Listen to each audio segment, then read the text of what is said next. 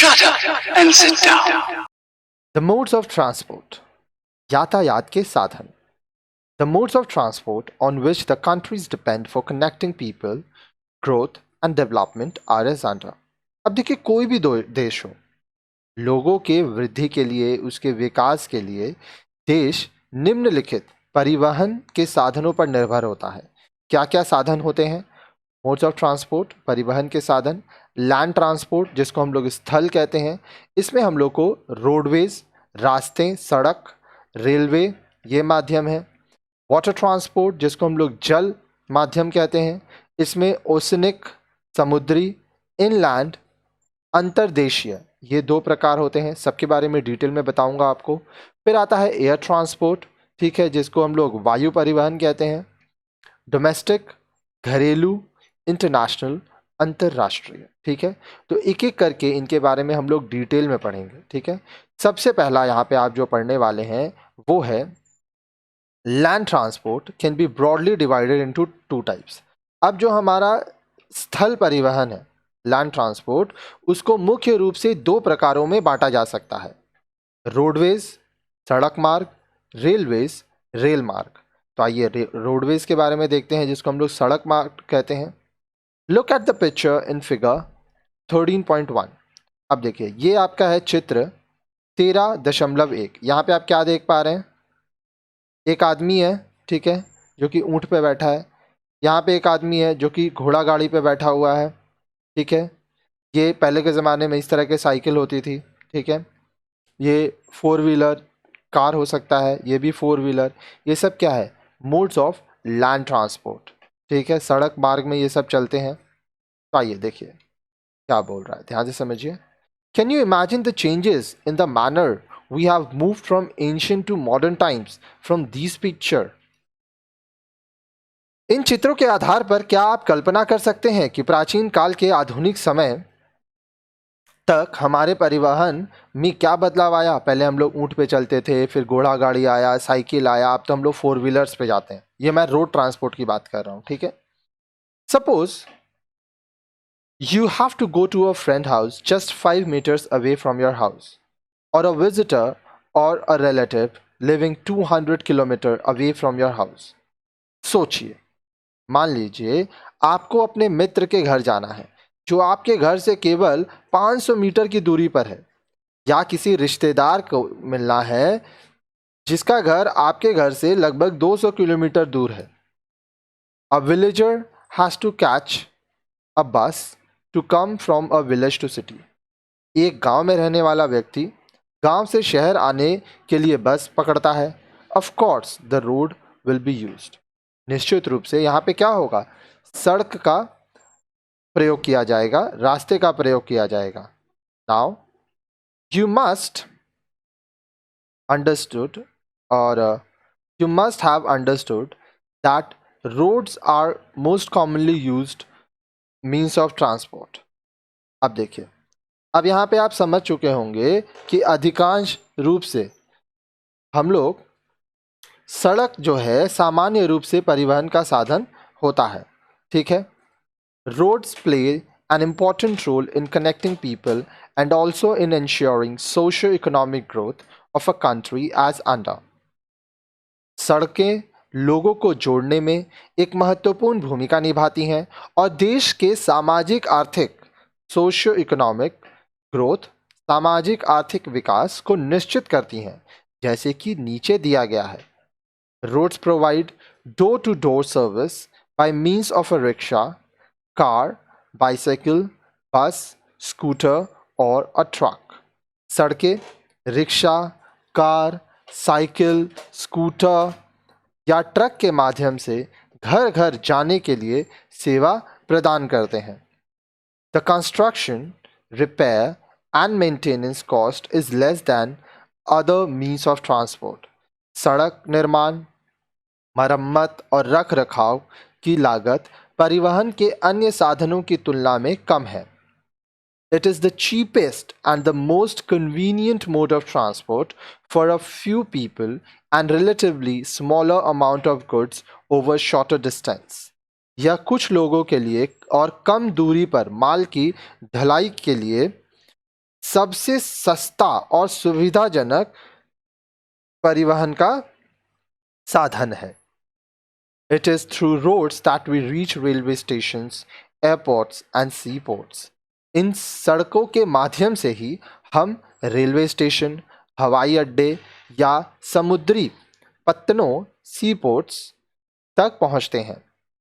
Perishable goods like milk, fruits and vegetables are quickly carried from nearby villages to the cities or metropolis or to other destinations. दूध, फल और सब्जियां जैसे खराब होने वाला माल जल्दी से शहर या महानगर सड़क मार्ग से पहुंचाया जाता है। Roads connect rural areas to the urban areas and can be constructed in all types of terrains like hills, deserts, mountain and plateaus. सड़कें ग्रामीण क्षेत्रों को शहरी क्षेत्रों से जोड़ती हैं। साथ ही सभी प्रकार के धरातल पर इनका निर्माण किया जा सकता है, जैसे पहाड़ी रेगिस्तान, पर्वतीय क्षेत्र या पठारी क्षेत्र। अब आता है क्लासिफिकेशन ऑफ रोड्स। सड़कों को हम लोग कैसे बांटेंगे, सड़कों का वर्गीकरण कैसे करेंगे, आइए ये देखते हैं। Do you find same kinds of road everywhere? क्या आपको एक ही प्रकार के सड़कें हर जगह मिलती हैं? Obviously not. Some roads may be kacha and others pakka, then narrow while others broad.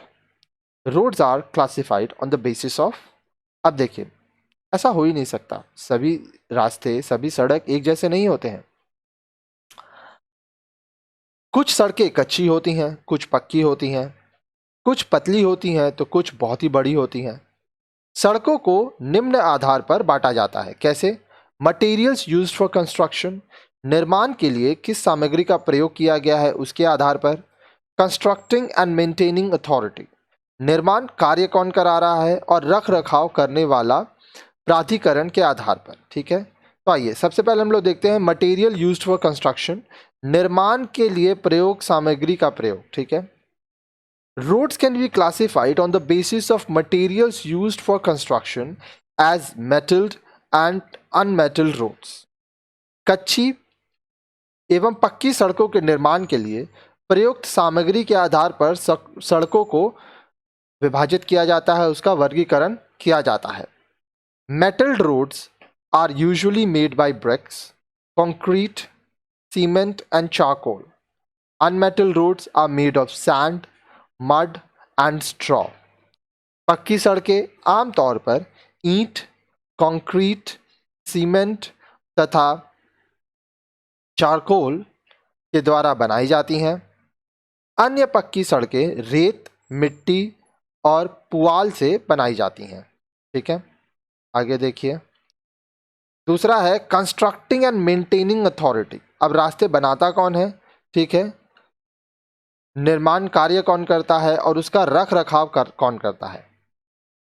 Have you ever wondered as to who constructed these roads and where did they get the money from? क्या आपने कभी यह सोचा है या क्या आपको कभी आश्चर्य हुआ है कि इन सड़कों का निर्माण आखिर करता कौन है और वे पैसे कहाँ से मिलते हैं उनको? They are constructed by using public money paid as taxes by people. जनता के द्वारा टैक्स पे किया जाता है, करों के रूप में किसने भुगतान किए गए पैसों से रास्तों का निर्माण होता है। Various government authorities are responsible for balanced development of roads and better management. अब देखिए, अच्छे प्रबंध और सड़कों के संतुलित विकास के लिए विभिन्न सरकारी अधिकारी जिम्मेदार होते हैं। The development of village roads are undertaken by the scheme known as प्रधानमंत्री ग्राम सड़क योजना, launched by the central government. ग्रामीण सड़कों का विकास केंद्र सरकार द्वारा शुरू की गई प्रधानमंत्री ग्राम सड़क योजना द्वारा की जाती है। ठीक है, अब यहाँ पे आप देख पा रहे हैं इंडिया गोल्डन क्वाड्रिलेटरल। ठीक है, ये भारत का नक्शा है। यहाँ पे आप क्या देख रहे थे, ये जो रास्ता है, ठीक है, ये इस तरह से बनाया गया है। दिल्ली, अहमदाबाद, कोलकाता, मुंबई, चेन्नई, ठीक है, इसको गोल्डन क्वाड्रिलेटरल कहते हैं। अब देखिए, प्रधानमंत्री ग्राम सड़क योजना में ही आगे बोल रहा है, these provide links from village to village and village to main road in the rural areas. About 80% of the total road length in India is categorized as rural roads. अब देखिए, ये गांव से गांव और गांव को ग्रामीण क्षेत्रों में मुख्य सड़क से जोड़ते हैं। भारत में कुल सड़कों की लंबाई से में लगभग 80% ग्रामीण सड़कों के रूप में वर्गीकृत किया गया है। Jilla Parishad has been made responsible for constructed roads that connect district headquarters with other cities and towns of the district. These district roads account for 14% of the total road length in India. जिला परिषद सड़कों को जिले के अन्य शहरों और कस्बों के साथ जिला मुख्यालयों को जोड़ने के लिए उत्तरदायी होते हैं। ये जिला सड़कें भारत में कुल लंबाई का 14% हैं। State Public Works Department (SPWD) constructs and maintains roads that link state highways, state capital with district headquarters. They constitute 4% of the total road length in the country. राज्य लोक निर्माण विभाग state public work department SPWD सड़कों का निर्माण और रख रखाव करता है। यह राज्य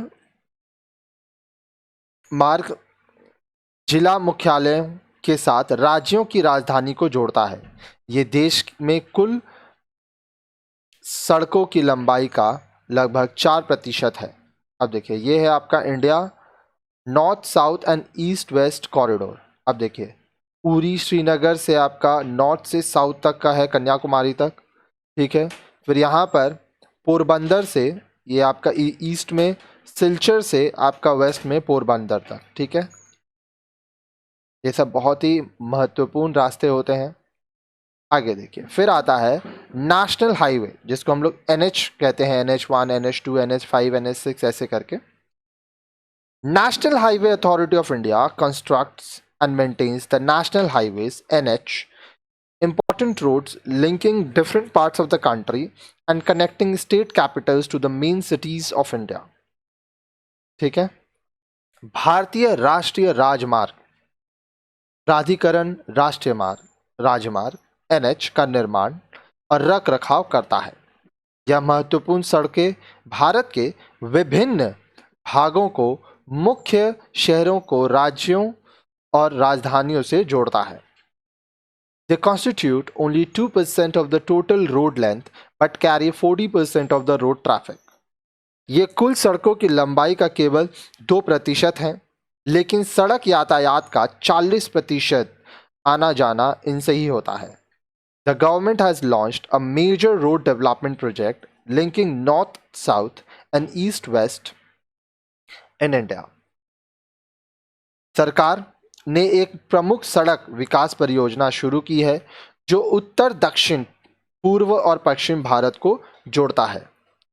this will reduce time and fuel. अब देखिए, इससे समय और ईंधन की बचत होगी।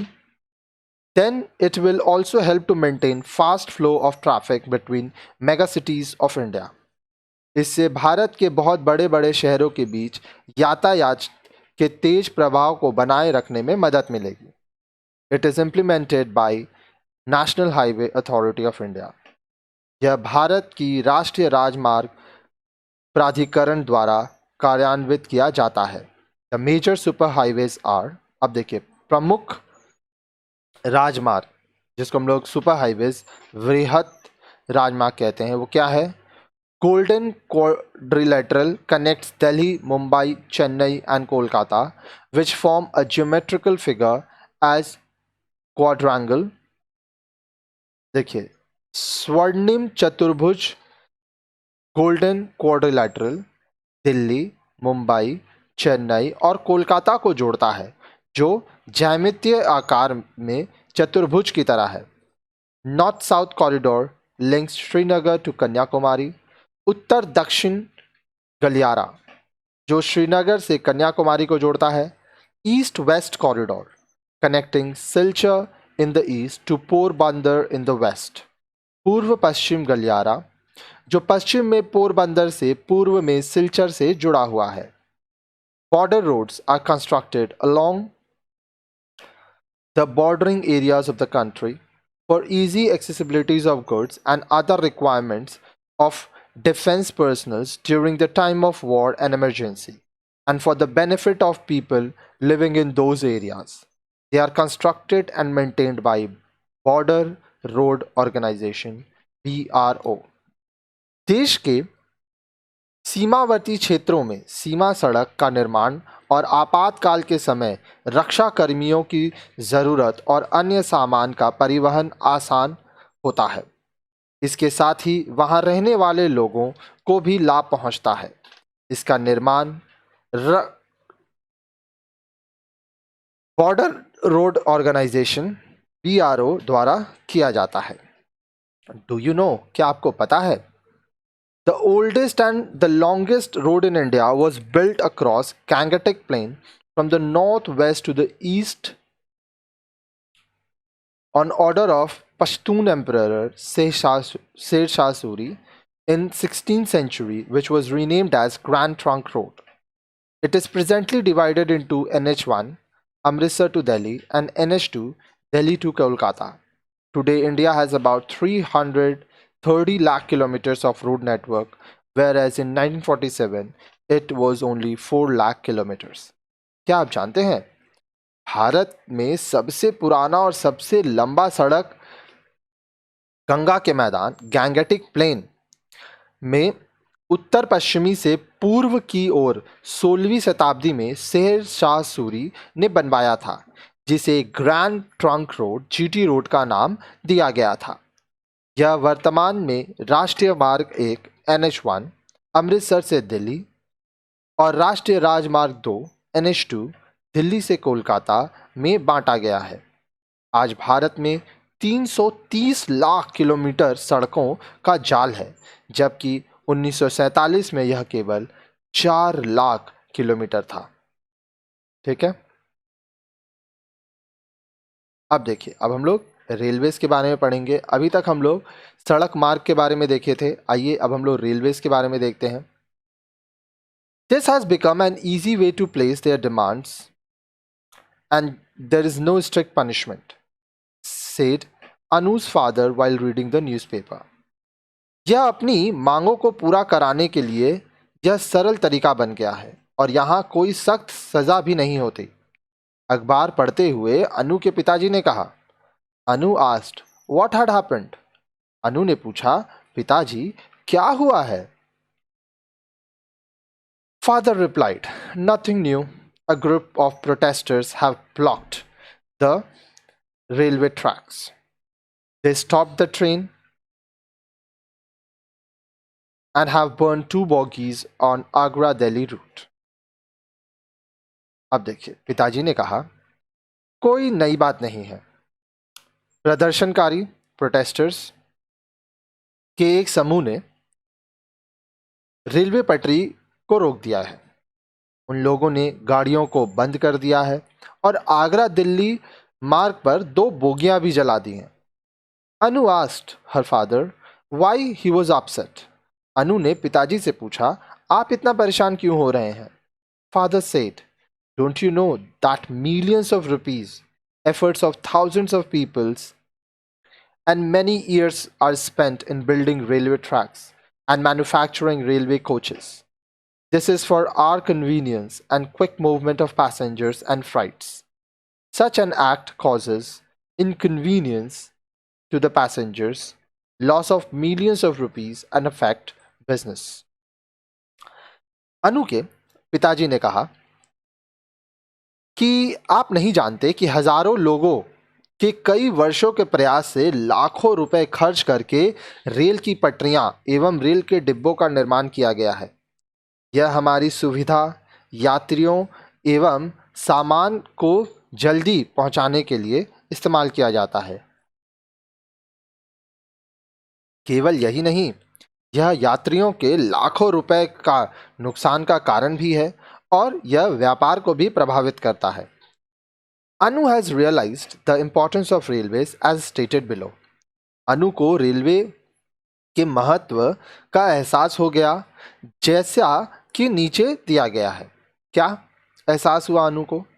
This is the cheapest transport by which thousands of people can travel together from one corner of the country to another for the purpose of education, business, sightseeing, pilgrimage, or visiting friends or relatives. Railway सबसे सस्ता परिवहन का साधन है जिसके द्वारा हजारों लोगों के साथ शिक्षा, व्यापार, तीर्थ स्थल देखने या दोस्तों या रिश्तेदारों से मिलने के उद्देश्य से देश के एक कोने से दूसरे कोने तक हजारों यात्री एक साथ यात्रा करते हैं. People of all income groups can travel by train as it has different types of coaches like general, sleeper and AC chair. सभी आय वर्ग के लोग रेलवे से यात्रा कर सकते हैं. इनमें साधारण स्लीपर, शयनयान साधारण जनरल, शयनयान स्लीपर और एसी कुर्सियान कार, एसी चेयर कार की तरह अलग अलग डिब्बे होते हैं. One can have comfortable night journey as it has berths and washrooms in sleeper coaches. अब देखिए, कोई भी शयनयान डिब्बे, बर्थ और शौचालय की सुविधा के साथ एक आरामदायक रात की यात्रा कर सकता है. It carries country's largest amount of bulky goods like coal, cement, food grains, fertilizers, petroleum, automobiles, etc. from mines to industries and from industries to the areas of consumption. यह देश के कोयला, सीमेंट, खाद्यान्न उर्वरक, फूड ग्रेन्स, पेट्रोलियम, ऑटोमोबाइल से उद्योगों तक और उद्योगों से खपत के क्षेत्रों तक जैसे भारी वस्तुओं की सबसे बड़ी मात्रा में परिवहन करता है.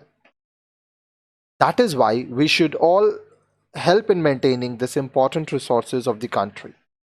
Railways facilitate the movement of both freight and passengers and contribute to the growth of our economy. यही कारण है कि देश में इस महत्वपूर्ण संसाधन को बनाए रखने और में हम सभी को सहायता करनी चाहिए. रेलवे माल ढुलाई और यात्रियों के आगमन की सुविधा दोनों ही प्रदान करता है और हमारी अर्थव्यवस्था के विकास में योगदान देता है. डू यू नो, क्या आप जानते हैं? Indian Railway started in 1853 from Bombay to Thane, covering a distance of 34 km.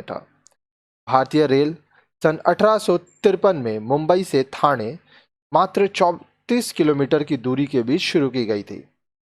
At present, Indian Railway network is the largest in Asia and the fourth largest in the world with the length of more than 64,000 kilometers. आज भारतीय railway network Asia में सबसे बड़ा है और 64,000 kilometre से अधिक की लंबाई के साथ संसार में चौथा बड़ा है. It is the largest government undertaking employing 1.6 million people and a separate budget is presented for it. यह सबसे बड़ा सरकारी उपक्रम है जिसमें 16 करोड़ लोग काम करते हैं और इसके लिए अलग अलग बजट प्रस्तुत किए जाते थे. It has been divided into 16 zones for better administration and management of work. अच्छे प्रशासन और प्रबंध के लिए इसे 16 क्षेत्रों में बांटा गया है. When Anu and her father were talking about the importance of railways, one of her friends, Jia, came to her house. जब अनु और उसके पिताजी रेलवे की महत्व के बारे में बातचीत कर रहे थे तो उनकी एक सहेली जिया उनके घर आई. She was studying in Delhi University, but her native state was Sikkim. वह दिल्ली विश्वविद्यालय में पढ़ रही थी जबकि उसकी मातृभूमि सिक्किम थी. Jia understood the logic, but question in her mind was why Sikkim never be well connected with other parts of the country. अब देखिए, जिया ने तार्किक रूप से समझा और उसके मन में एक प्रश्न उठा कि सिक्किम देश के दूसरे भागों के साथ कभी क्यों नहीं जुड़ा. She stood for a while and said, "Uncle, why are there few railway lines in my states, whereas other states have good network of railways?" अब देखिए, जिया ने यह सोचा और पूछा, "अंकल, मेरे राज्य में रेलवे लाइन कम क्यों है? सिक्किम में रेलवे लाइन कम क्यों है, जबकि अन्य राज्यों में रेलवे का एक अच्छा नेटवर्क है?" He explained the factors which are responsible for the development of railways. उन्होंने बताया कि रेलवे के विकास के लिए कई कारक जिम्मेदार हैं। क्या क्या है वो? The construction of railways is very difficult and costly in mountainous region, whereas it can be easily done in areas of flat land. Therefore, India has dense railway network in the Gangetic Plain, whereas desert, hilly, marshy regions, flood-prone areas, dense forest, areas with rapid and river have not been developed much. अब देखिए, railway का निर्माण पहाड़ी क्षेत्र में बहुत मुश्किल है और बहुत ही महंगा पड़ता है, जबकि समतल भूमि, फ्लैट लैंड के क्षेत्रों में इसे आसानी से किया जा सकता है। इसलिए भारत में गंगा के मैदान में घने रेलवे नेटवर्क हैं, जबकि रेगिस्तान, पहाड़ियों, दलदली क्षेत्रों, बाढ़ प्रभावित क्षेत्रों, घने जंगल, रैपिड्स और नदियों के क्षेत्रों में ज़्यादा विकसित नहीं किया जा सकता। The states of Uttar Pradesh, Bihar, West Bengal, Punjab, and Haryana are well connected by railways because these states are located in the plains. He also told that these areas are food bowl of India and most of the crops grown here are taken to other parts of the country through railways. अब देखिए, पंजाब, हरियाणा, उत्तर प्रदेश, बिहार और पश्चिम बंगाल राज्य railway से अच्छी तरह जुड़े हुए हैं क्योंकि इन राज्यों की स्थिति मैदानी इलाकों में है।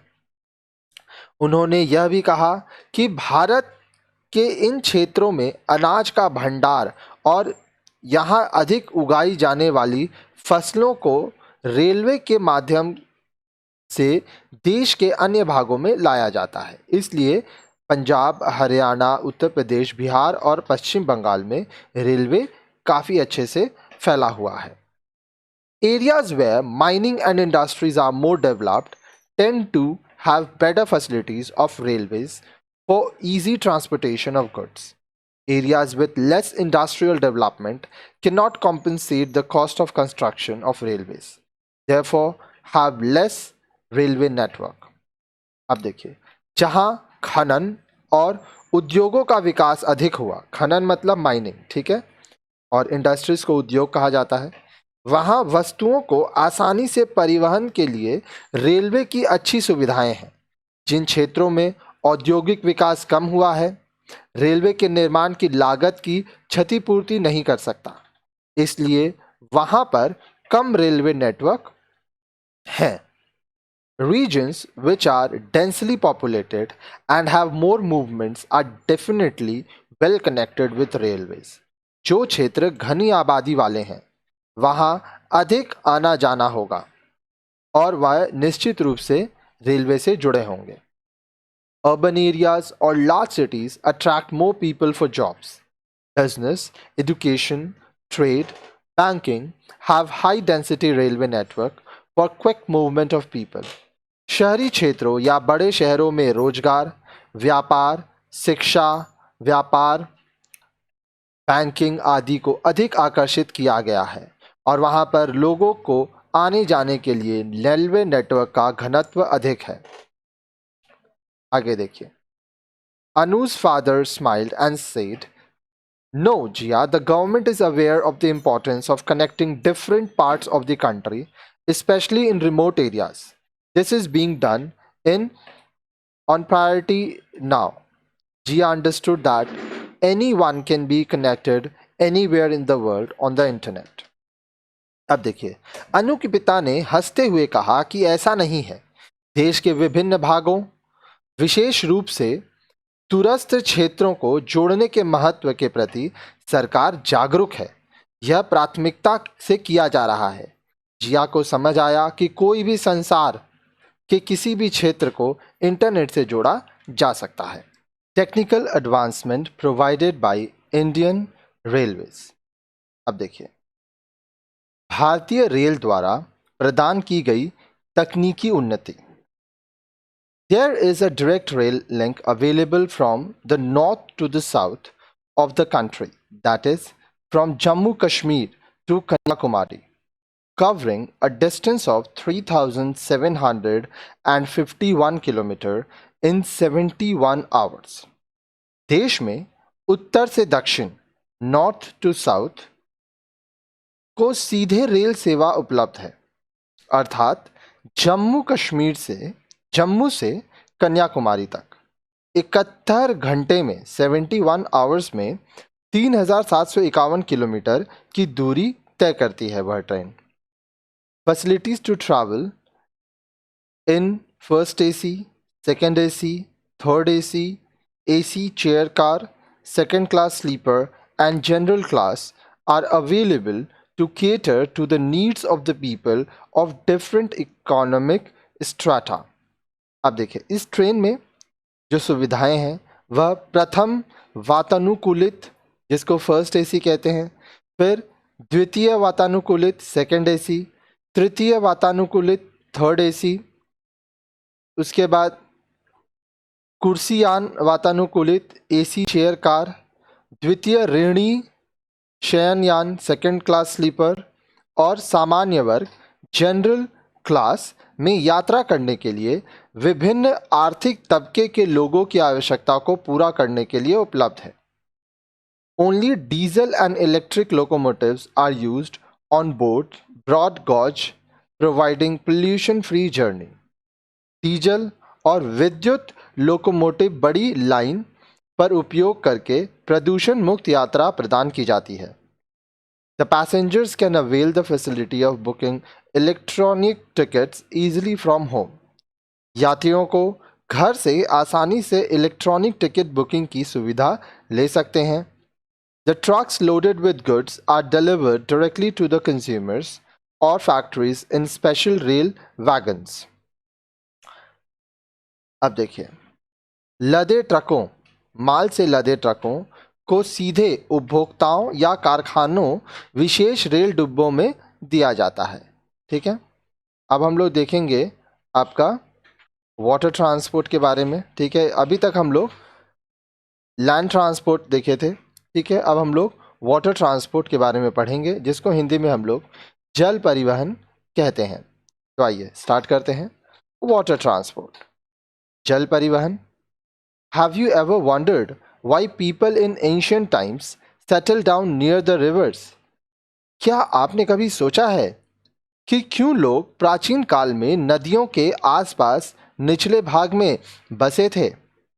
How was trading possible between far off lands? कैसे दूर भूमि से कारोबार संभव हुआ था? Yes, it was through rivers and seas. हाँ, यह नदियों और समुद्र के माध्यम से किया जाता था। From olden days, it is till now, waterways had been an important means of transportation. पुराने दिनों से अब तक जल परिवहन एक महत्वपूर्ण साधन है। It is because, यह क्यों है? देखिए, it is the cheapest means as compared to other means of transport because it involves no expenditure on construction other than maintenance. अब देखिए, परिवहन के अन्य साधनों की तुलना में यह सबसे सस्ता है क्योंकि इसमें कोई भी निर्माण या रख रखाव पर अतिरिक्त खर्च शामिल नहीं होता है। It is very useful for transporting heavy and bulky goods. A ship can carry lakhs of tons of goods at a time. यह माध्यम बड़ी और भारी माल परिवहन के लिए बहुत उपयोगी है। एक जहाज पर एक समय में लाखों टन माल को ले जाया जा सकता है। It is a better mode of transportation for petroleum and its product as it involves cross-continental transfer. India lacks in petroleum deposit and most of it is imported from Middle East countries. यह petroleum के लिए अच्छा परिवहन है और अपने उत्पादों के रूप में महाद्वीपीय के पार स्थानांतरण शामिल होता है। भारत में पेट्रोलियम जमा की कमी है और यह सबसे अधिक मध्य पूर्व देशों से आयात किया जाता है। It is fuel efficient and environment friendly means of transportation.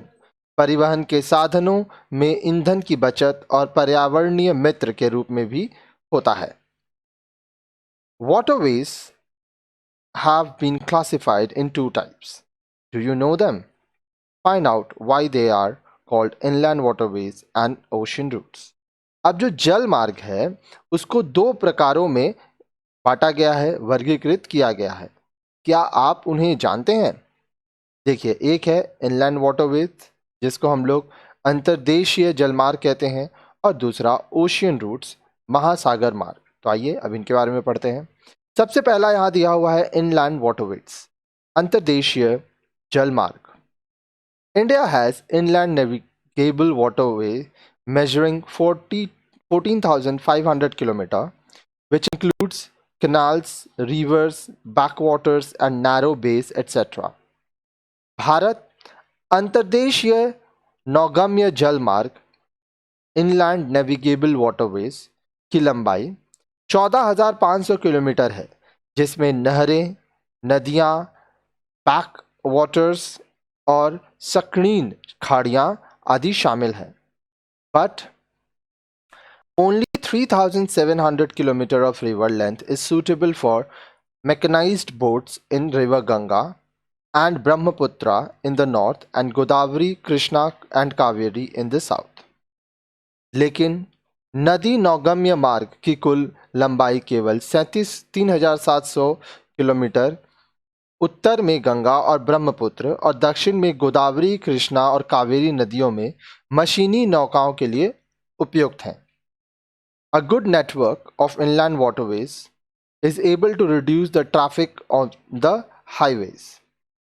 अब देखिए, राजमार्गों पर यातायात का जो भीड़ है उसे कम करने में अंतर्देशीय जलमार्ग का अच्छा नेटवर्क अहम भूमिका निभाता है। It also helps transportation of goods. यह भी वस्तुओं के परिवहन में सहयोग करता है।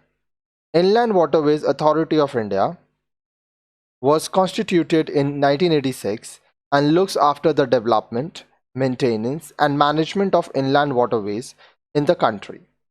भारतीय अंतर्देशीय जलमार्ग प्राधिकरण का गठन 1986 में किया गया था और देश में अंतर्देशीय जल मार्गों के विकास, रखरखाव और प्रबंधन करता है। यह The following three waterways have already been declared as national waterways.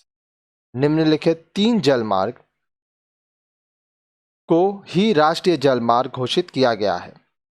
NW1 National Waterways 1 River Ganga from Allahabad, Uttar Pradesh to Haldia, West Bengal 1620 kilometre. राष्ट्रीय जलमार्ग 1 उत्तर प्रदेश में गंगा नदी 1620 किलोमीटर, इलाहाबाद से पश्चिम बंगाल में हल्दिया तक।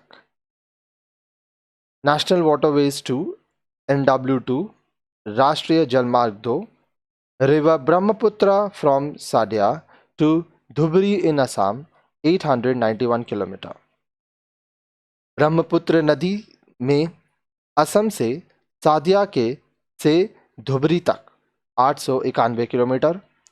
NW3 Kollam to Kottapuram stretch in canal in Kerala 205 kilometre.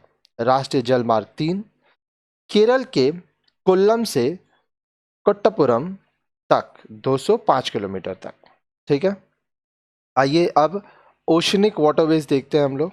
ठीक है, समुद्री जलमार्ग, विदेशों से जो व्यापार होता है वो यहीं से होता है। If you look at the map of India, you will find that India is surrounded on three sides by the Arabian Sea, the Bay of Bengal, and the Indian Ocean with a coastline of 7,516 kilometer, India had only 49 ships in 1946 with a capacity of 1,27,083 tons. After independence, the government has taken various measures resulting in procurement of 616 ships in 2004 with a gross tonnage of 7 lakh tons of carrying capacity. अब देखिए, अगर आप भारत के map को देखेंगे, मानचित्र को देखेंगे, तो आप पाएंगे कि भारत तीन ओर से अरब सागर, बंगाल की खाड़ी और हिंद महासागर से घिरा हुआ है। 7,516 किलोमीटर लंबी तटरेखा है। सन 1946 में भारत 1,27,083 टन क्षमता के साथ केवल 49 जहाज थे भारत में। आज़ादी के बाद सरकार ने सन 2004 में विभिन्न आकार वाले 1616 जहाज़ों को खरीदा, जिससे 7 लाख टन क्षमता जहाज हो गया। अब देखिए, ये आपका मेजर पोर्ट्स यहाँ पे दिखा रहा है, तो ध्यान से देखिएगा, एक एक करके आपको बताते हैं। देखिए, कांडला, मुंबई, जवाहरलाल नेहरू, यहाँ पे कोलकाता, हल्दिया, पारादीप, नीचे की तरफ आप जाएंगे विशाखापट्टनम, चेन्नई, बेंगलोर, मरमगांव, कोची, तुतिकोरिन। अब यहाँ पे आपको एक चीज़ देखना है जो आपको बता रहा था। देखिए, इधर अरेबियन सी है, इधर बे ऑफ बंगाल है और नीचे है इंडियन ओशियन, ठीक है, हिंद महासागर। आगे देखिए, ये आपके पोर्ट्स ऑफ इंडिया थे। The two categories of Indian sea waterways are, अब भारतीय समुद्र जल मार्ग की दो श्रेणियां हैं, कोस्टल शिपिंग, तटीय नौवहन, transporting passengers and cargo between the ports located along the coast of the country is done by coastal waterways. देश के तट पर स्थित बंदरगाहों के बीच यात्रियों और माल परिवहन तटीय जल मार्ग के द्वारा किया जाता है। Ships of about 100 navigation companies are engaged in coastal waterways, handling about 7 lakh tons of cargo through 12 main ports and 189 small and medium class ports. Navigation कंपनियां 100 जहाज से 12 प्रमुख बंदरगाह और 189 छोटे और मध्यम वर्ग के बंदरगाहों के माध्यम से तटीय जलमार्ग द्वारा माल के लगभग 7 लाख टन माल को ढोने में व्यस्त हैं। इंटरनेशनल शिपिंग, फिर आता है अंतर्राष्ट्रीय नौवहन। Most of the shipping capacity of India is used in international trade through the ports of the east coast to Myanmar, Malaysia, Indonesia, Australia, China, Japan, and from the west coast ports to the USA, Europe, and Asia are used for export and import. अंतर्राष्ट्रीय नौवहन, international shipping, Bharat के नौवहन की क्षमता का अधिकांश भाग अंतर्राष्ट्रीय नौवहन में है। म्यांमार, मलेशिया, इंडोनेशिया, ऑस्ट्रेलिया, चीन, जापान से पूर्वी तट के बंदरगाहों के माध्यम से और पश्चिमी तट के बंदरगाहों से संयुक्त राज्य अमेरिका, यूरोप और पश्चिमी एशिया के लिए निर्यात और आयात, एक्सपोर्ट इंपोर्ट करने के लिए यह प्रयोग में लाया जाता है। ठीक है, आइए अब हम लोग एयर ट्रांसपोर्ट, वायु मार्ग के बारे में पढ़ते हैं। Do you wish to fly like a bird? क्या आप एक पक्षी की तरह उड़ना चाहते हैं? By airways, you can reach at the destination quickly and without encounter any crowding traffic. वायु मार्ग द्वारा बिना किसी रुकावट के आप शीघ्र अपने गंतव्य स्थान पर पहुंच सकते हैं। Our modern day airplane was designed by the Wright brothers in 1903. हमारे आधुनिक हवाई जहाज को सन 1903 में राइट ब्रदर्स ने डिज़ाइन किया था। Air transport in India began in 1911. Bharat में हवाई परिवहन सन 1911 में शुरू हुआ। Today it is one of the important means of transportation like roadways and railways. आज यह सड़क और रेलवे परिवहन की तरह एक महत्वपूर्ण यातायात का साधन है। India has facilities of both domestic as well as international airways. Bharat में दोनों राष्ट्रीय और अंतर्राष्ट्रीय उड़ानों की सुविधाएं हैं। दोनों सुविधाओं के रूप में अच्छी तरह से अंतर्राष्ट्रीय एवं घरेलू वाया मार्ग हैं। Let us discuss its importance in the modern age. आइए आधुनिक युग में इसका महत्व पढ़ते हैं हम लोग। देखिए, air transport is considering that world is becoming a global village. It is the fastest means of transport and one can reach the destination in a few hours, covering the distance of hundreds of kilometers. हवाई परिवहन के द्वारा संसार एक वैश्विक गांव बनता जा रहा है। यह परिवहन का सबसे तेज साधन है और कुछ घंटों में गंतव्य स्थान की सैकड़ों किलोमीटर की दूरी तय की जा सकती है। It is free from surface hindrance such as inaccessible mountains, dense forest, marshy lands and flooded areas. यह दुर्गम पहाड़ों, घने जंगलों, दलदलीय भूमि या बाढ़ क्षेत्रों के रूप में किसी भी अवरोध से मुक्त है। It is most important due to its utility in national defense. यह राष्ट्रीय रक्षा में अपनी उपयोगिता के कारण सबसे महत्वपूर्ण है। It also connects countries of different continents, making Earth a global village. पृथ्वी को एक वैश्विक गांव बनाने में विभिन्न महाद्वीपों के देशों को यह जोड़ता है। It is suitable for transporting fruits, vegetables, or high-value goods like costly drugs and sophisticated machines in desired time frame.